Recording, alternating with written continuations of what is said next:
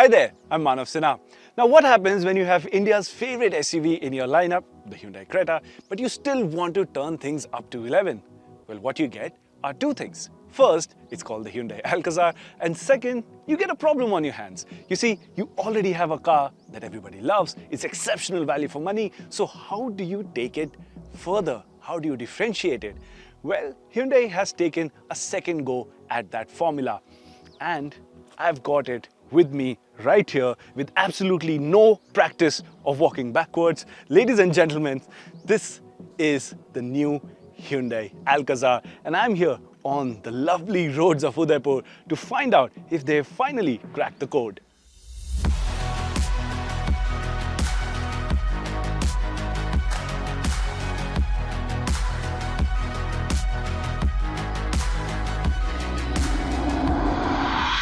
But before we begin, have you subscribed to the autoX YouTube channel? Because if you haven't, please do. It really means a lot to us. It really makes our day.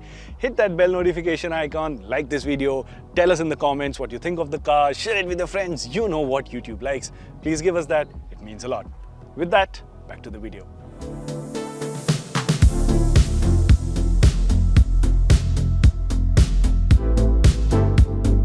Now you would have already known what's new on the car if you've seen our launch walk around, but if you haven't, let's take a quick recap at what's changed. Of course, the design is new. It still has that familiar H pattern light strip over here, but the face of the car overall is quite different from the Creta, and that's a big differentiator because the older Creta and the older Alcazar looked quite similar. What I like are these sharp lines on the bonnet, really muscular. I like the different eyes of the car. Of course, you've got a different grille treatment going on over here. The camera is here, the ADAS module is down there. You've got the 2D Hyundai logo, and of course, you've got a different finish to the bumper as well. Overall, it's a better looking design by far and looks different from the Creta as well. Now coming to the side profile, what I really like are these 18-inch alloy wheels, really intricate designing on it, but I really like how it goes along with the car. What's also different is this particular panel here, which you get in brushed aluminium silverish finish on the Creta. In here, it's finished in gloss black, and I really like this. I wish this was there in the Creta as well. It really suits the car. Speaking of gloss, even what you would have as body cladding over here, usually in a car that's trying to be bigger, well, that also is finished in gloss. Maintaining it, well, we'll see how that pans out. Of course, you've got nice large roof rails over there as well. But coming to the rear end design, well, this is where it really departs from the Creta as well. You've got these really nice, intricately designed gills over here on the silver panel. But the highlight, of course, will be the H pattern lights running across the width of the car. The Alcazar lettering is inside the light housing. You've got a different treatment on the bumper. You of course continue to get the dual tip exhausts as well, and you also get a bigger spoiler and a larger high mounted stoplight. And that really wraps up the design of the Alcazar. What's important to note is that the Alcazar now is longer, wider and taller than the outgoing Alcazar, and that is something a lot of people will appreciate. Well, now it's time to get inside the car, and getting inside it, well, there's a slightly different way to do that as well. Of course, you get the key, but if you don't have the key, what you can do is set it up through a digital key on your smartphone like I have. Now, if you're wondering which phones are supported, I asked Hyundai and they said Samsung S20 and onwards, Google Pixel 6 and onwards, Apple iPhone XS and onwards are the smartphones that are supported, and the Apple Watch also gets that support, but that's about all the devices that will be supported for now. I happen to have an iPhone, so I did get access to the car, the digital access from Hyundai, and all I have to do is just open my Apple Wallet, get to the car key. As you can see, it senses that I've reached, and just tap it here. That unlocks the car for me. Now I can also start the car with this. All I have to do is place my phone in the wireless charging pad, and I'll be able to start the car too. And that very conveniently brings us to the inside of the Alcazar. Now if I step in, all I need to do again, as I mentioned, is keep the phone here.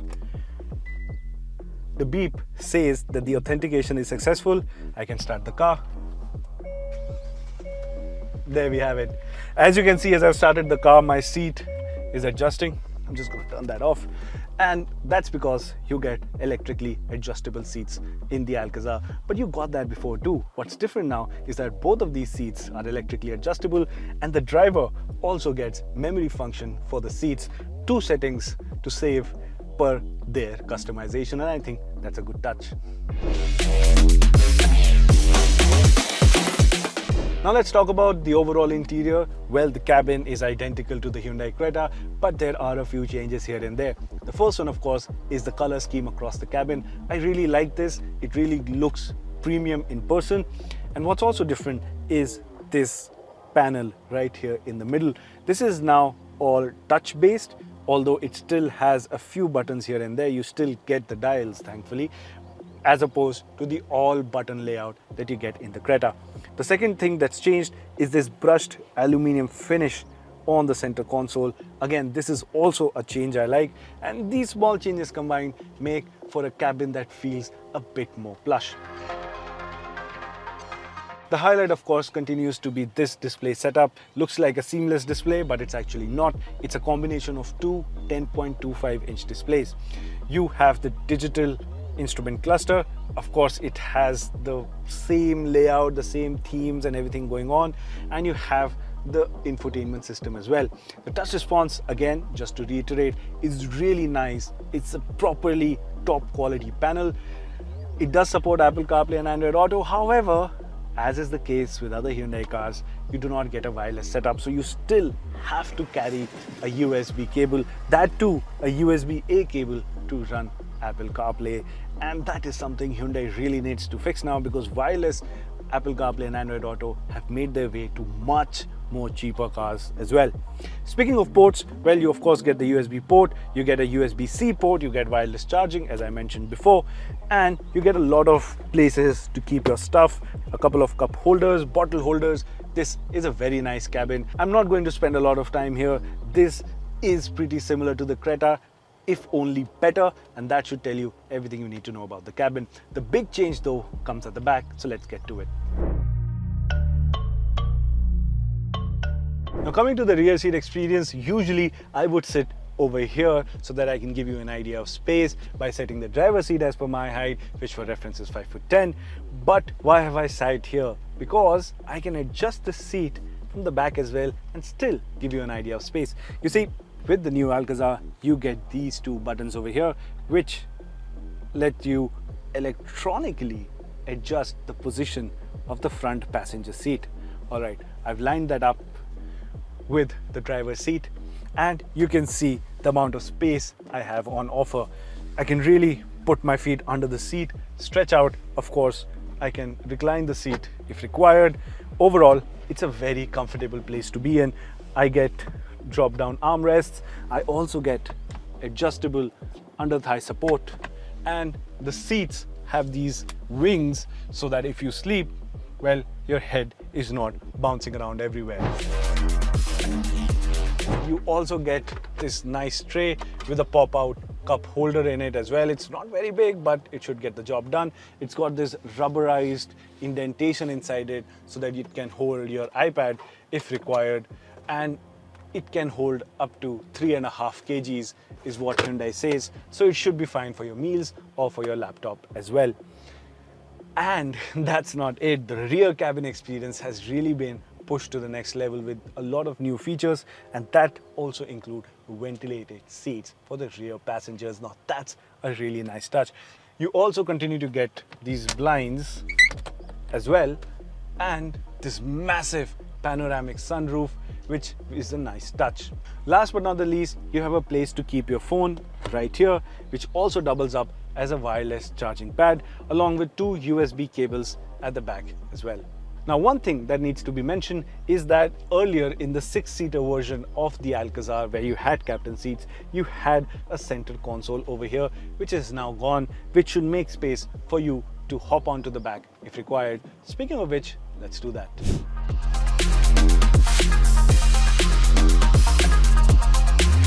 Now, getting to the back seat is not as simple as you would expect, especially for someone of my height and size. I can of course lean this to the front, but the car doesn't have one touch tumble down feature, so I really have to manually slide it to the front. Even if I slide it all the way, the opening is really narrow.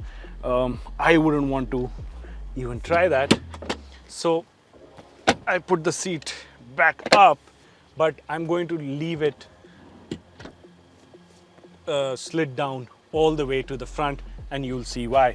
So my preferred way then is no other choice but to go through this center passage over here, which is not at all embarrassing to do on camera. But okay, now that I've here, even though the seat is fully pushed to the front, I have barely enough space to be seated at the back. My knees are touching the back of the front seats. It's not a very comfortable place to be in. If the seat was even slightly further back, I wouldn't fit. There are some good things though, we still have to talk about it. You get your own vent, you get your blower control individually for the rear part of the car. You also get two USB-C ports at the back, and you get an adjustable headrest as well. I mean, I can sit here with limited comfort for a short duration, but this is at best a 5+2. I wouldn't consider it a proper 7-seater. Now I have to get out. That's going to take some time.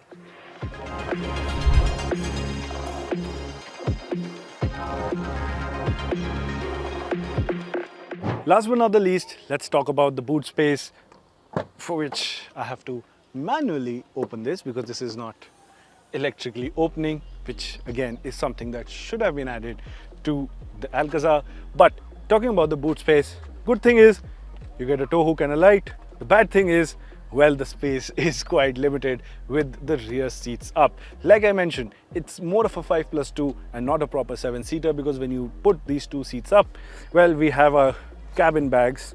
I think I can fit one more, and that's about all the space you'll have at the back. However, if you were to fold these down like so, you can see the amount of boot space that opens up is actually really impressive.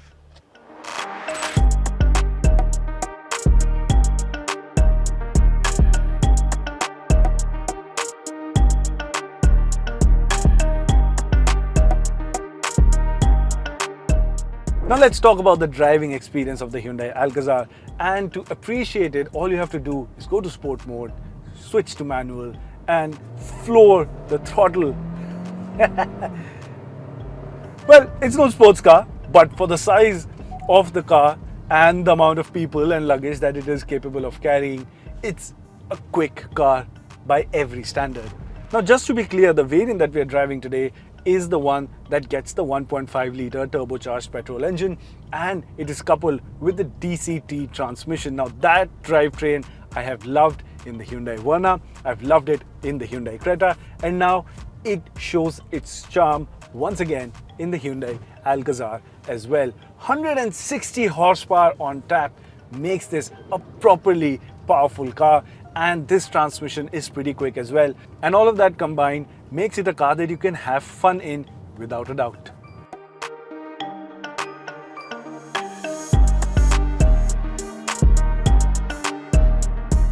So you get the idea. The drivetrain is a proven drivetrain. It's shown its potential in other Hyundai cars as well, and once again we love it. But what's really nice and slightly different as compared to the Creta, if you're wondering, is the suspension setup. When you're taking those fast corners, you do feel the weight of the car, especially at the back. There is a bit of body roll that comes in a bit earlier than how it would in the Creta, but for a car this size, for a 5+2, it's still grounded and it gives you the confidence to take on those corners as well.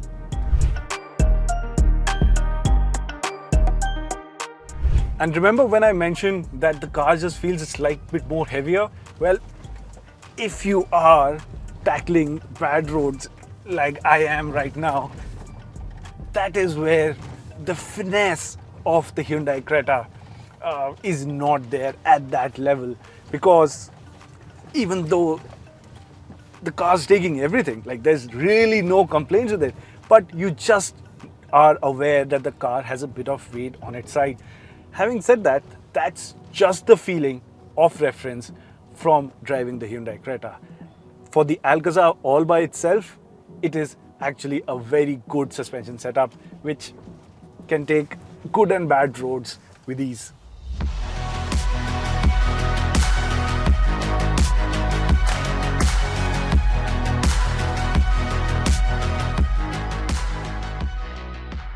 Now, if you were to calm things down and shift to normal like I just have, and enjoy the car by just driving slowly or in B roads that I am in right now, you realize that the Alcazar can really calm down its pace and change itself almost to a really mellow, well-cushioned, well-tuned city car. And I think it is this duality of nature that really makes the Alcazar a really good package. And Hyundai honestly has left no stone unturned as well. I mean, you've got cruise control, you've got level 2 ADAS for safety front, airbags all around, you've got 3 drive modes, Eco, Normal, Sport, you've got traction modes, sand, snow, mud. I mean, there's a lot that's going on. Overall, it's a very tech-laden car which also manages to drive really well.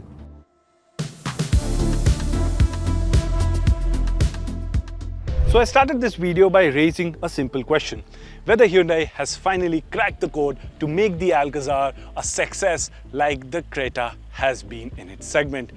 And after spending the day driving the car, I would like to say yes, they finally have. First and foremost, it really stands apart and looks like its own car and not just an extended version of the Creta, which it actually is. But still, it gives you a different appeal, a different identity onto the roads for the extra money that you will spend buying this car over the Hyundai Creta. Moreover, it is packed to the brim with features, with safety tech, and giving it the combination of 1.5-litre turbo petrol engine with the DCT gearbox option, 160 horsepower on tap, really gives it a character, an identity. And that, I think, will be the key to its success in the Indian market. As far as first impressions go, I think the new Hyundai Alcazar is a car that you should definitely check out if you're planning to buy a car in this segment.